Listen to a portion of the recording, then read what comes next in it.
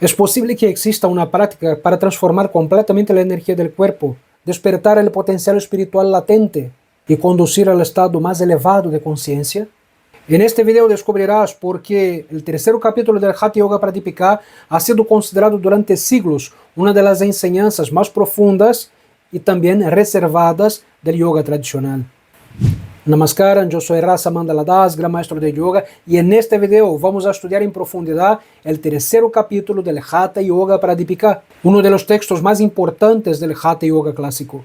Si has seguido esta serie ya conoces los fundamentos presentados en los dos primeros capítulos. En ellos aprendimos cuál es el propósito del Hatha Yoga, la importancia de la disciplina, de la alimentación, de los asanas, de los maestros y del pranayama.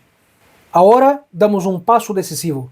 Entramos en una sesión que durante muchos siglos fue considerada una enseñanza reservada solamente para discípulos preparados, discípulos directos. El tema principal será el estudio de las mudras y de los bandhas, prácticas cuya finalidad no es solamente mejorar la salud o aumentar la flexibilidad, sino transformar completamente el funcionamiento interno del practicante y conducir la energía vital hacia el despertar espiritual. Sin embargo, antes de comenzar quiero hacer una aclaración muy importante. Hoy día es muy frecuente encontrar explicaciones sobre las mudras llenas de conceptos modernos, interpretaciones esotéricas o afirmaciones que nunca aparecen en los textos clásicos. En este video seguiremos un camino diferente. Nuestra referencia será el propio Hatha Yoga Pradipika, apoyándonos en la tradición del yoga clásico y procurando comprender exactamente lo que Swatmarama quiso transmitir. No añadiremos ideas modernas como si fueran enseñanzas antiguas, ni eliminaremos aquello que el texto realmente dice, aunque a veces pueda resultar sorprendente para el lector contemporáneo. Nuestro objetivo será comprender el pensamiento del yoga tradicional tal como fue transmitido por los maestros. Si este contenido te interesa, te invito a quedarte hasta el final, porque este capítulo contiene una de las enseñanzas más profundas de todo el Hatha Yoga.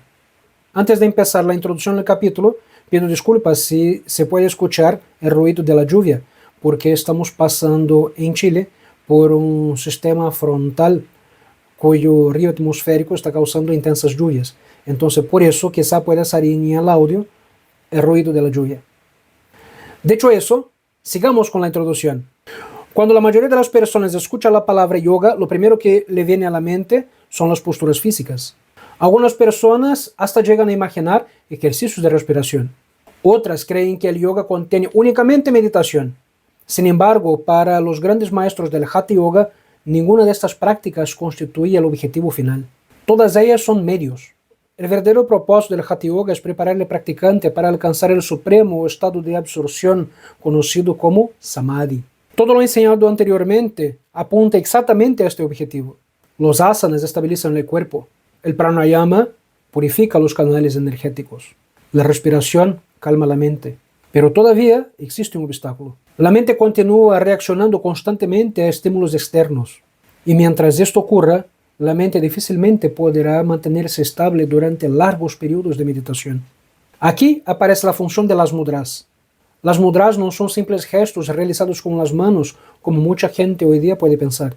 En el contexto del Hatha Yoga, una mudra es una técnica completa que involucra el cuerpo, la respiración, la concentración mental y el control del prana. Su finalidad consiste en modificar la circulación de la energía vital.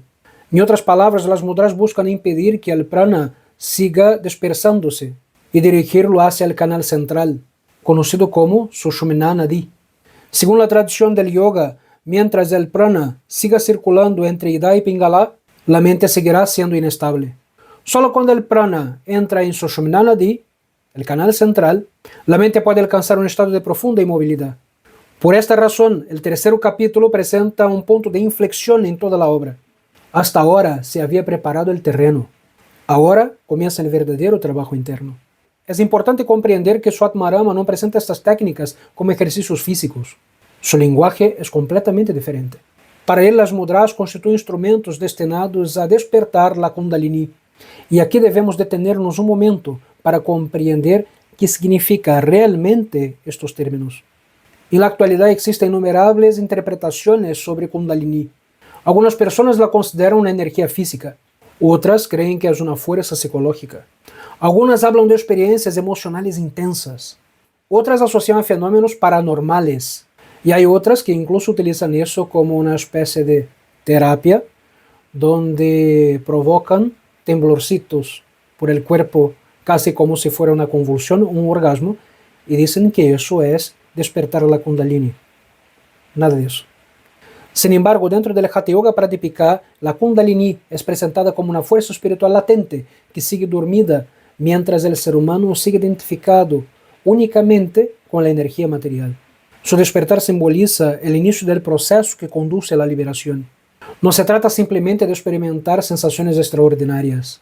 El verdadero propósito consiste en conducir la conciencia hacia el conocimiento de la realidad suprema. Por eso el texto insiste repetidamente de que estas prácticas no tienen como finalidad despertar poderes extraordinarios. Aunque menciones o capacidades excepcionales, ellas nunca constituyen el objetivo principal. E incluso, si se despierta, debe ser ignorada por el practicante.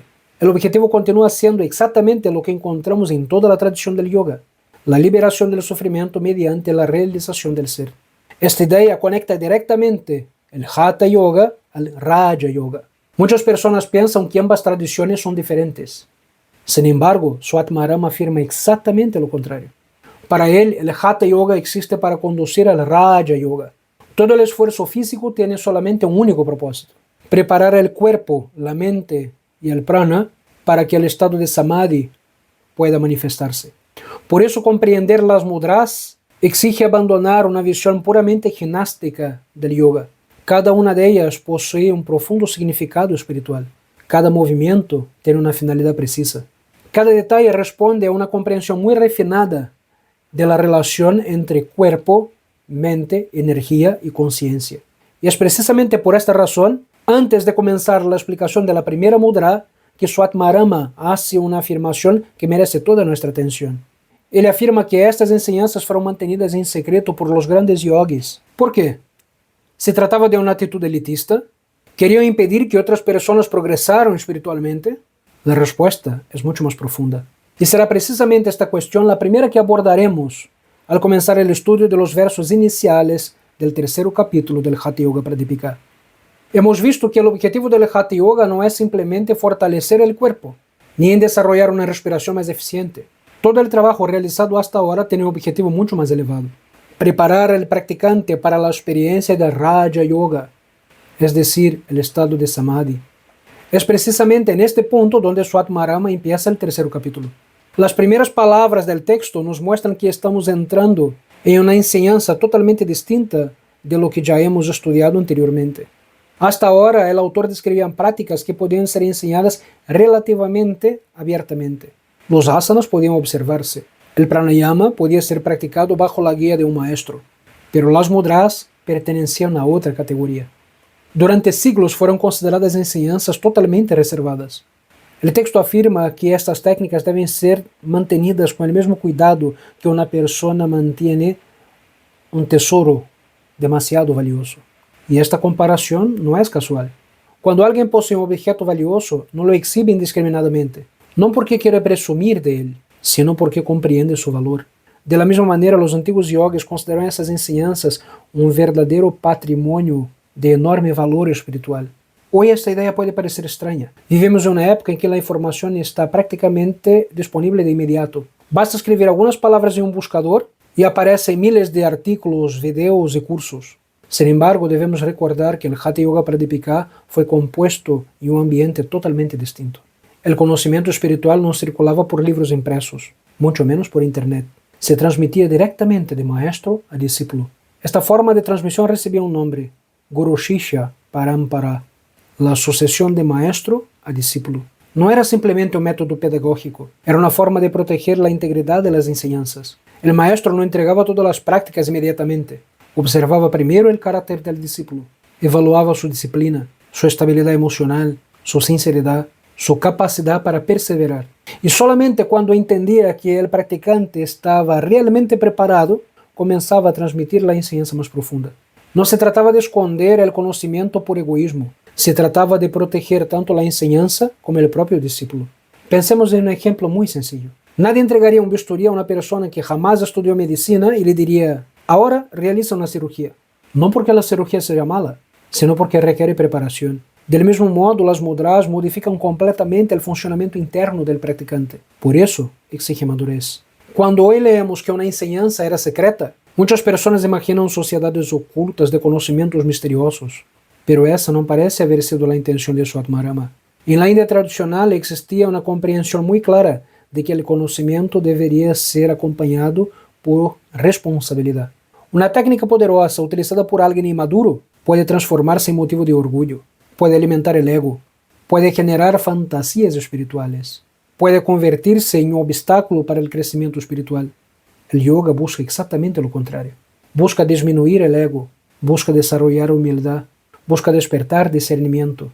Por eso el secreto también tenía una función psicológica. Obligaba al discípulo a cultivar paciencia. En nuestra cultura moderna queremos resultados inmediatos. Queremos aprender todo y rápidamente. Queremos dominar técnicas complejas en pocos días. El yoga tradicional propone exactamente el camino opuesto. Primero el carácter, después el conocimiento. Primero la disciplina, después las técnicas avanzadas. Primero la purificación, después el despertar interior. Este principio atraviesa toda la literatura clásica del yoga. No aparece solamente en el Hatha Yoga Pradipika. También encontramos esta idea en numerosos textos tántricos y muchas obras relacionadas con el Hatha Yoga. No porque el conocimiento debe pertenecer a unos pocos privilegiados, sino porque el verdadero aprendizaje existe cuando ocurre la preparación interior. Ahora, antes de estudiar la primera práctica, necesitamos comprender una pregunta fundamental. ¿Qué es una mudra? ¿Qué significa realmente la palabra mudra? Actualmente es muy común utilizar este término para referirse solamente a posiciones de manos. Cuando alguien junta el índice con el polegar, suele decirse que está practicando una mudra. Aunque estos gestos existen dentro de diversas tradiciones, el significado de la palabra es mucho más amplio. En el contexto del Hatha Yoga Pradipika, una mudra es una técnica integral. Involucra postura, respiración, bandas, concentración y circulación del prana. No se limita a un gesto simbólico. Es una práctica destinada a provocar una transformación interna. La palabra mudra puede traducirse como sello. Esta idea resulta extremadamente importante. Un sello impide que algo escape. Cuando sellamos un recipiente, evitamos que algo se derrame. Las mudras funcionan de una manera semejante. Sellan el movimiento habitual de la energía vital. En lugar de permitir que el prana continúe dispersándose por los sentidos y hacia la actividad mental incesante, buscan dirigir la energía vital hacia el eje central del ser. Por eso las mudras siempre aparecen relacionadas con los bandhas. Los bandhas actúan como cierres energéticos. Las mudras utilizan estos cierres para conducir el prana en una dirección específica. No son técnicas independientes, forman parte de un mismo proceso. Para comprender todo lo que viene a continuación, debemos detenernos unos minutos en la idea del prana. Con frecuencia se traduce esta palabra simplemente como energía. Sin embargo, esta traducción resulta insuficiente. El prana es el principio vital que anima toda la manifestación de vida. No es simplemente el aire que respiramos. Tampoco puede identificarse simplemente con el oxígeno. La respiración constituye uno de sus vehículos principales, pero el prana es mucho más amplio. Según el yoga, la actividad física, mental y sensorial depende del movimiento del prana. Cuando el prana está agitado, la mente se agita. Cuando el prana se aquieta, la mente naturalmente comienza a estabilizarse. Por eso el segundo capítulo estuvo dedicado principalmente al pranayama. El control de la respiración prepara el control del prana, y el control del prana prepara el control de la mente. Ahora damos un paso más. Las mudras no solamente regulan el prana, intentan modificar completamente su dirección. Según el modelo tradicional del yoga, el prana normalmente circula a través de numerosos canales conocidos como nadis. Entre ellos se destacan tres: Ida, Pingala y Sushumna. Ida representa la corriente lunar, Pingala representa la corriente solar. Ambas mantienen el funcionamiento ordinario de la vida, pero el yoga afirma que existe un canal aún más profundo, Sushumna, el canal central. Mientras el prana no penetre en Sushumna, la conciencia permanece vinculada a la experiencia ordinaria. Cuando finalmente entra por este canal, comienza una transformación absolutamente radical. Las mudras buscan precisamente favorecer ese proceso, no porque obliguen mecánicamente al prana a desplazarse, sino porque crean condiciones necesarias para que ese movimiento pueda ocurrir de manera natural. Enseguida aparece otro concepto que ha generado innumerables interpretaciones: la Kundalini. Muchos libros modernos describen la Kundalini como si fuera una fuerza espectacular que produce experiencias extraordinarias. Sin embargo, el lenguaje del Hatha Yoga Pradipika es mucho más sobrio. El texto no invita al practicante a buscar fenómenos, no propone perseguir visiones, no promete poderes mágicos como objetivo principal. La Kundalini representa el poder espiritual dormido en el ser humano. Mientras permanece latente, la conciencia sigue identificándose con el cuerpo, con la mente, con el mundo cambiante. Cuando comienza a despertar, el practicante inicia un proceso de transformación interior que culmina en la realización espiritual. Por eso Swatmarama presenta todas las mudras como ayudas para el despertar, no como fines en sí mismas, no como demostraciones de habilidades físicas, no como espectáculo. Todo apunta siempre hacia el mismo objetivo, la liberación. Y con esta comprensión ya estamos preparados para estudiar la primera gran práctica descrita en el capítulo, el Mahamudra, considerada por Swatmarama una de las técnicas más importantes de todo el Hatha Yoga. Ahora entramos en la primera práctica descrita por Swatmarama, el Mahamudra. El propio nombre ya merece nuestra atención. En sánscrito, Maha significa grande, supremo o excelso. La palabra mudra, como vimos anteriormente, puede entenderse como un sello o una técnica destinada a dirigir y conservar el flujo del prana. Por lo tanto, Mahamudra puede traducirse como la gran mudra o el gran sello. Y no recibe este nombre por casualidad. En la tradición del Hatha Yoga se considera una de las prácticas fundamentales, porque reúne en una sola técnica elementos físicos, respiratorios, energéticos y mentales. No es simplemente un estiramiento, no es un ejercicio para aumentar la flexibilidad, no es una postura dedicada únicamente para fortalecer el cuerpo, es una práctica para actuar simultáneamente sobre el cuerpo físico, la respiración, el prana y la mente. Swatmarama comienza describiendo la forma de realizar la práctica. El texto explica que el talón del pie izquierdo debe colocarse presionando el perineo, mientras la pierna derecha permanece extendida hacia adelante. Con ambas manos se toma el pie de la pierna extendida. Después de adoptar esta posición, el practicante realiza una inhalación profunda, aplica los cierres internos apropiados y mantiene la respiración durante algún tiempo, que resulte posible sin generar tensión. Finalmente exhala lentamente. A continuación, la práctica se realiza hacia el lado contrario. Puede parecer una descripción sencilla, ¿no? Sin embargo, prácticamente cada detalle posee una intención específica. Nada fue colocado al azar. La primera indicación consiste en presionar el perineo con el talón. ¿Por qué? Desde una perspectiva anatómica moderna podríamos pensar simplemente en una presión física sobre la musculatura del suelo pélvico. Sin embargo, el Hatha Yoga interpreta esta presión desde otra perspectiva. El perineo es considerado una región de enorme importancia energética. En la tradición yógica, ahí se sitúa simbólicamente el Muladhara Chakra, el centro asociado al elemento tierra, a la estabilidad y al estado latente de la Kundalini. Y debemos hacer aquí una observación importante. Cuando hablamos de chakras en los textos clásicos, como el Hatha Yoga Pradipika, no debemos imaginarlos como órganos físicos. Tampoco aparecen descritos como discos luminosos de colores, tal como se suele enseñar en muchos sistemas contemporáneos herederos de la teosofía. Los chakras representan centros sutiles, utilizados como herramientas para la práctica contemplativa y energética. La presión ejercida por el talón simboliza el inicio del trabajo sobre ese nivel profundo del practicante. No únicamente un gesto corporal, es una invitación a dirigir la atención hacia el fundamento mismo de la energía vital. ¿Y por qué una pierna extendida? Mientras un pie permanece junto al perineo, la otra pierna se mantiene completamente extendida. Desde el punto de vista físico, esto produce un intenso estiramiento de toda la cadena posterior del cuerpo. Se alargan los músculos de la pantorrilla, los isquiotibiales, la musculatura lumbar y buena parte de la espalda. Pero nuevamente el propósito no es ganar flexibilidad. En el yoga tradicional, el cuerpo debe permanecer estable para que la energía pueda circular sin obstáculos. La postura crea una estructura corporal que facilita el trabajo respiratorio y energético. El cuerpo deja de ser un obstáculo para transformarse en un instrumento. Y esta diferencia es fundamental. Hoy muchas personas practican yoga buscando simplemente beneficios físicos. Y esos beneficios sí, obviamente existen. Sin embargo, para Swatmarama representa un aspecto muy, pero muy secundario. El verdadero interés se encuentra más allá. Tomar el pie. El texto indica que ambas manos sujetan el pie de la pierna extendida. Podría parecer un detalle irrelevante. Sin embargo, esta acción cumple varias funciones. En primer lugar, estabiliza la postura. Evita movimientos innecesarios. Favorece el alargamiento de la columna.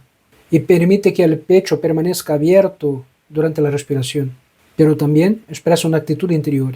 En toda la tradición del yoga encontramos una relación constante entre estabilidad corporal y estabilidad mental. El cuerpo inquieto favorece la mente inquieta.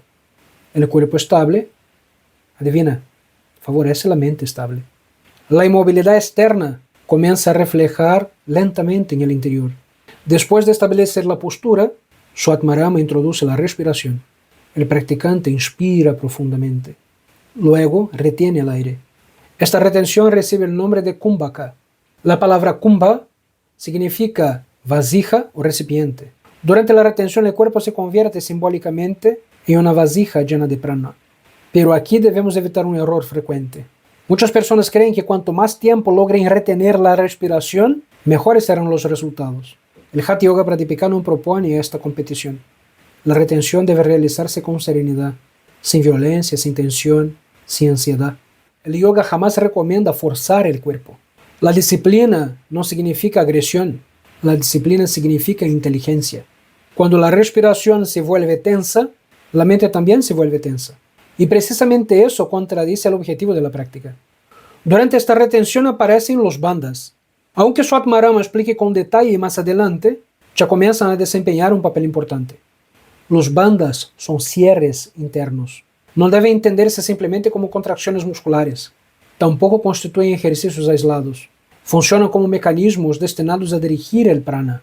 Podríamos imaginar como un sistema de canales por donde fluye el agua. Si abrimos determinadas compuertas y cerramos otras, el agua cambia completamente de dirección. Los bandhas cumplen una función semejante relacionada al prana. No crean energía, la orientan. Por eso Mahamudra no puede comprenderse separado de los bandhas. Ambas forman una unidad. Más allá de la técnica, Mahamudra expresa un significado muy profundo. El practicante permanece entre dos movimientos. Una pierna se encuentra doblada, la otra permanece extendida. El cuerpo está inmóvil. La respiración parece detenerse. Los sentidos disminuyen gradualmente su actividad. Todo el organismo comienza a orientarse hacia el interior.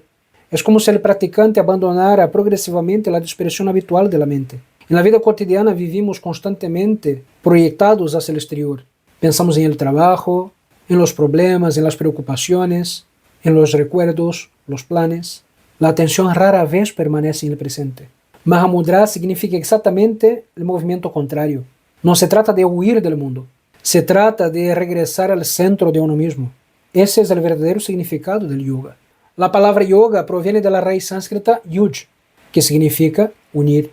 La práctica busca reunir aquello que normalmente se encuentra fragmentado: el cuerpo, la respiración, la mente, la atención y finalmente la conciencia. Después de explicar la práctica, Swatmarama enumera diversos beneficios. Afirma que Mahamudra destruye numerosas enfermedades, favorece el despertar interior, protege al practicante y contribuye al dominio del prana. Aquí debemos recordar nuevamente el contexto histórico. Los textos clásicos suelen emplear lenguaje muy enfático. Cuando afirma que una práctica destruye todas las enfermedades, no debemos interpretar esta expresión en sentido literal, como si se tratara de una garantía médica. El objetivo del autor es destacar la enorme importancia atribuida tradicionalmente a la técnica. En otras palabras, Swatmarama está diciendo al discípulo: no subestimes esta práctica, dedícale tiempo, practícala con constancia. Tiene un valor extraordinario dentro del camino del Hatha Yoga. Esta forma de expresión es muy común en la literatura espiritual de la India. Y entender este estilo evita tanto el escepticismo exagerado como la credulidad ingenua.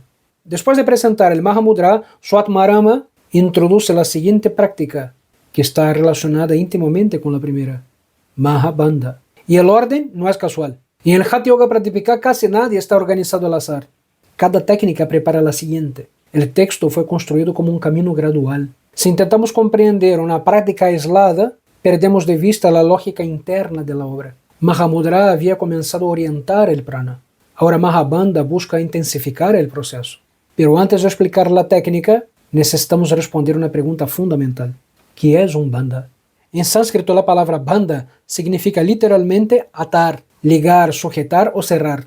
En el contexto del Hatha Yoga, un bandha es un cierre energético. Y esta definición obviamente requiere una explicación. Cuando hablamos de un cierre energético, no estamos hablando que exista una estructura anatómica visible encargada de bloquear la energía física medida con instrumentos actuales. El lenguaje del Hatha Yoga Pradipika pertenece a un modelo tradicional del cuerpo sutil. Dentro de este modelo, el prana sigue determinados recorridos. Los bandhas son técnicas destinadas a modificar estos recorridos. Por eso no debe entenderse únicamente como contracciones musculares. Desde luego, existe una acción muscular, pero esta acción es solamente el aspecto externo. El propósito verdadero consiste en favorecer un estado interno específico. Cuando un practicante realiza un bandha simplemente con un movimiento físico, está practicando apenas una parte de la técnica. Cuando une postura, respiración, concentración y bandha, entonces comienza a aproximarse del significado que propone Swatmarama. Una vez más aparece la palabra Maha. Ya vimos que significa grande o supremo. ¿Por qué tantas prácticas importantes recibe este prefijo? Porque representan técnicas consideradas esenciales dentro del camino del Hatha Yoga. Mahamudra, Mahabandha, Mahaveda. Las tres forman una especie de tríada. Muchos comentaristas tradicionales explican que deben comprenderse conjuntamente. No son tres ejercicios independientes. Constituyen tres aspectos de un mismo proceso. Primero se prepara, después se concentra, finalmente se intensifica. Esta secuencia expresa una característica constante del yoga tradicional: avanzar paso a paso, nunca saltar etapas, nunca buscar resultados rápidos, nunca confundir entusiasmo con preparación. Swatmarama describe una postura muy semejante a la anterior cuando se refiere a Mahabandha. El cuerpo mantiene una posición estable, la respiración continúa desempeñando un papel central, pero ahora la atención se dirige especialmente para la aplicación simultánea de los bandhas. Aunque el texto explicará más adelante cada bandha de forma individual, aquí ya aparece la idea de que su combinación produce un efecto más profundo que la práctica aislada de cada uno, y eso es importante. Muchas personas estudian los bandhas como si fueran técnicas completamente separadas. El Hatha Yoga Pradipika muestra otra perspectiva. Cada uno cumple una función específica, pero cuando actúan juntos, generan una reorganización mucho más amplia del flujo del prana. Es semejante a una orquesta. Un solo instrumento puede producir una melodía. Sin embargo, cuando todos actúan en armonía, aparece una riqueza sonora completamente diferente. Los bandhas funcionan del mismo modo. Aquí encontramos una de las ideas más importantes de todo el capítulo. Swatmarama afirma que mediante estas prácticas se favorece la unión de prana y apana. ¿Pero qué significa esto? Dentro del yoga clásico, el prana no constituye una fuerza indiferenciada. Los textos describen diversas funciones del prana. Entre ellas aparecen 5 movimientos principales, conocidos como pancha, prana, vayus. No debemos traducir vayus simplemente como viento. Aquí significa una corriente funcional, una manera específica en la que actúa la energía vital. El primero recibe el nombre de Pranavayu. Su movimiento está relacionado principalmente con la inspiración y la región del pecho. El segundo se llama Apanavayu. Su movimiento se dirige hacia abajo y participa de los procesos de eliminación. Normalmente ambas corrientes siguen direcciones opuestas, una ascendiente y otra descendiente. El Hatha Yoga propone que mediante determinadas prácticas, estas dos corrientes pueden aproximarse y unirse. Esta unión posee un profundo significado simbólico y energético. Significa la integración de fuerzas que normalmente permanecen separadas. Cuando esa integración ocurre, el texto afirma que el despertar espiritual se vuelve posible. No debemos imaginar aquí un fenómeno mecánico. La intención del autor no consiste en describir un proceso fisiológico. Está presentando un mapa contemplativo del funcionamiento interno del practicante. Y dentro de este mapa, la unión del prana con el apana constituye un movimiento decisivo. En realidad, toda esta enseñanza refleja una idea mucho más amplia. El yoga siempre busca integrar el cuerpo y la mente, la respiración y la atención, la acción y la contemplación. Integra aquello que normalmente experimentamos como dividido. Por eso resulta interesante observar que incluso las corrientes del prana son descritas como movimientos que deben, al final, reunirse. La espiritualidad propuesta por el yoga no consiste en rechazar una parte de nosotros. Consiste en armonizar todas nuestras dimensiones. El practicante deja de vivir fragmentado. Comienza a experimentar una creciente unidad interior. Y esta unidad no depende únicamente de ideas filosóficas. Se cultiva mediante la práctica constante. Aquí encontramos una enseñanza muy profunda. En nuestra época, muchas personas desean comprender el yoga solamente desde la teoría. Leen numerosos libros, asisten a conferencias, escuchan podcasts, acumulan información, ven videos de YouTube. Y todo eso sí puede ser muy valioso. Pero Swatmarama insiste una y otra vez que el conocimiento intelectual por sí solo no produce transformación. El yoga debe vivirse, debe practicarse, debe incorporarse poco a poco en la vida cotidiana. La comprensión profunda surge de la experiencia disciplinada, no únicamente del estudio. Existe otro aspecto que merece nuestra atención. El Hatha Yoga Pradipika jamás promete resultados inmediatos. Vivimos en una cultura que valora la rapidez. Queremos aprender un idioma en 30 días. Queremos meditar durante una semana y alcanzar la paz permanente. Queremos practicar unas pocas posturas y eliminar todos los problemas físicos. El yoga tradicional no funciona de esta manera. Por eso yo siempre digo, el yoga tradicional tiene muy mal marketing, porque duele, demora y da trabajo. Es todo un proceso, es un trabajo sobre sí mismo, que es gradual. Se observa algunos beneficios en poco tiempo, sí, pero los resultados, los frutos, de hecho, vamos a verlos mucho más allá. Es un proceso, es gradual, demora. O sea, duele porque es una transformación interior y tenemos que revolver todo lo que tenemos adentro, nuestras sombras, tenemos que verlas, tenemos que enfrentarlas. Entonces, este proceso duele por eso, demora y da trabajo. Entonces, si quieres un camino fácil, este no es el yoga. El yoga es para aquellos valientes que quieren, de hecho, trabajar sobre sí mismo, mirar de frente sus sombras, trabajar sobre ellas. Esto es yoga. Swatmarama, por ejemplo, presupone una práctica constante durante largos periodos. Cada respiración consciente, cada postura realizada con atención, cada momento de disciplina. Todo ello va modelando lentamente el practicante. El crecimiento espiritual no ocurre de forma explosiva. Se parece mucho más al crecimiento de un árbol. Durante mucho tiempo parece que nada cambia, pero bajo la superficie las raíces se fortalecen. Y cuando finalmente el árbol comienza a elevarse, posee una base capaz de sostenerlo. Así ocurre también en el yoga. Las transformaciones más profundas suelen ser silenciosas. No siempre producen experiencias espectaculares. Muchas veces se manifiestan, por ejemplo, como mayor serenidad, una mente menos reactiva, una capacidad creciente de permanecer en el presente, una compasión más amplia, una estabilidad que antes no existía. Esos cambios, aunque discretos, representan auténticos frutos de la práctica. Y estos son resultados que les decía que van apareciendo poco a poco. Por esta razón, Mahabandha no puede entenderse como la meta. Es una preparación, un puente, una etapa dentro de un proceso mayor. Y este proceso continuará inmediatamente con la práctica siguiente. Después de haber aprendido a orientar el prana con Mahamudra y intensificar este trabajo mediante Mahabandha, Swatmarama presenta Mahaveda. El propio nombre sugiere algo nuevo. La palabra Veda significa perforar, atravesar o penetrar. ¿Por qué una práctica yógica recibe entonces un nombre tan llamativo?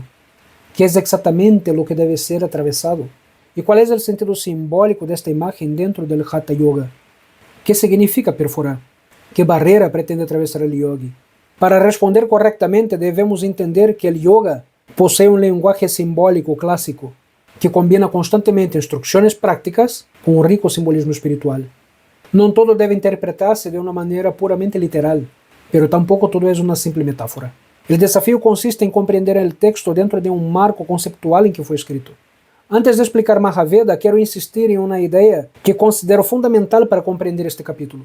Mahamudra, Mahabandha y Mahaveda no son tres técnicas independentes. No fueron organizadas de esa manera.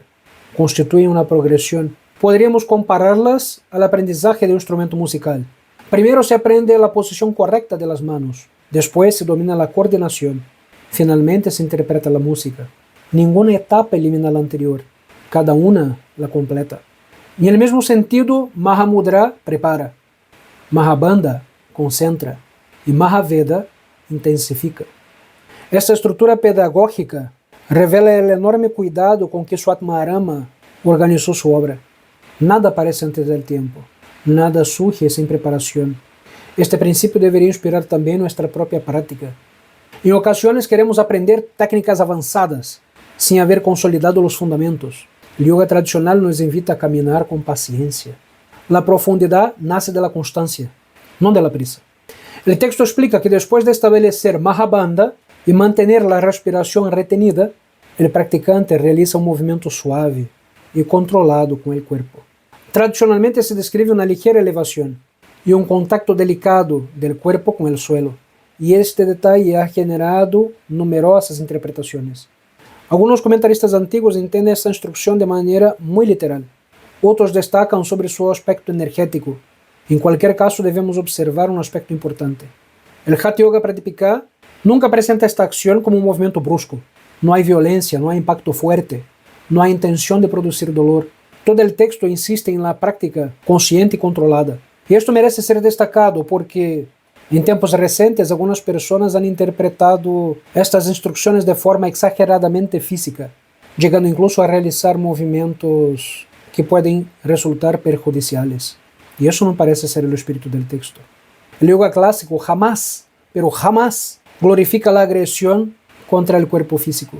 La disciplina no consiste en maltratarse, consiste en actuar con inteligencia, sensibilidad y atención. Llegamos entonces a la pregunta central. ¿Qué significa en este caso perforar?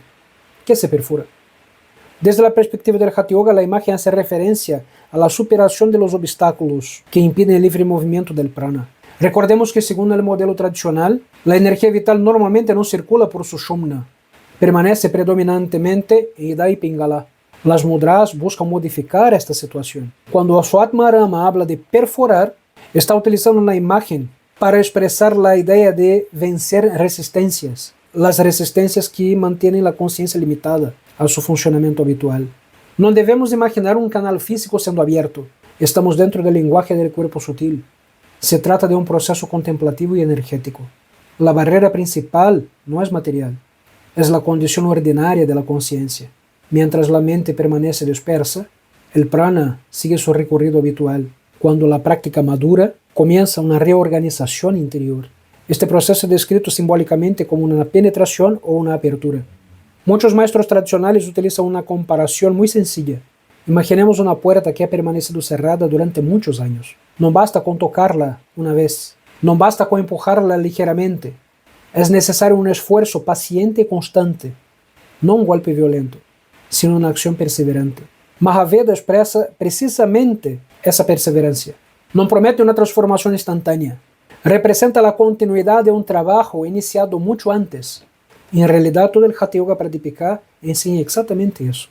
No existen atajos, no existen fórmulas mágicas. Existe práctica, disciplina, existe tiempo. Existe la gracia que surge cuando el practicante madura interiormente. En este punto conviene recordar algo que fácilmente puede pasar desapercibido. Aunque estamos estudiando técnicas corporales, el verdadero protagonista sigue siendo la mente. El cuerpo participa, la respiración participa, el prana participa, pero todo ello tiene como finalidad transformar la conciencia. Si la mente permanece distraída, incluso una técnica perfectamente ejecutada pierde gran parte de su sentido. Por eso los grandes maestros del yoga insisten tanto en la atención. Cada respiración debe ser consciente, cada movimiento debe ser consciente. Cada instante de práctica constituye una oportunidad para observar la propia mente. Y en realidad el yoga comienza a transformar al practicante cuando deja de ejecutar técnicas automáticamente. El cuerpo puede aprender una secuencia de movimientos perfectamente, ¿por qué no? Pero la conciencia necesita estar presente. Cuando la atención desaparece, la práctica corre el riesgo de convertirse en una simple gimnasia. Y Swatmarama nunca escribió un tratado sobre gimnasia, escribió un tratado sobre liberación espiritual. Existe otra enseñanza profundamente humana escondida en el Mahaveda. El progreso espiritual requiere esfuerzo, pero no cualquier esfuerzo. No el esfuerzo ansioso, no el esfuerzo orgulloso, no el esfuerzo competitivo. Porque si hay competición, ya no existe yoga. El yoga propone un esfuerzo sereno, un esfuerzo inteligente, un esfuerzo que nace del deseo sincero de conocer a uno mismo. Hoy día vivimos rodeados por la idea de rendimiento. Siempre debemos producir más, hacer más, avanzar más rápido, compararnos con los demás. El Hatha Yoga propone exactamente lo contrario. La práctica no consiste en demostrar nada. No practicamos para impresionar. No practicamos para nos sentirnos superiores o más espiritualizados que los demás. No practicamos para acumular experiencias extraordinarias. Practicamos para disminuir el ego. Y esta afirmación merece ser repetida. Practicamos para disminuir el ego. Si una práctica aumenta el orgullo, está siendo entendida de manera equivocada. Y si una práctica desarrolla humildad, paciencia y claridad, probablemente estamos yendo por el camino correcto. Este video ya está quedando demasiado largo y voy a hacer una segunda parte. Así que si no quieres perder la otra parte sobre el tercer capítulo del Hatha Yoga Pratipika, dale like y activa la campanita en la opción todas. Y así, cuando yo publique el siguiente video, no vas a perderlo. Y si quieres profundizar aún más en el yoga tradicional, venga a estudiar con nosotros. Participe de la Sangha Rasa Mandala y suscríbete al canal. Nos vemos en el próximo video. No lo perca. Dhanyavad.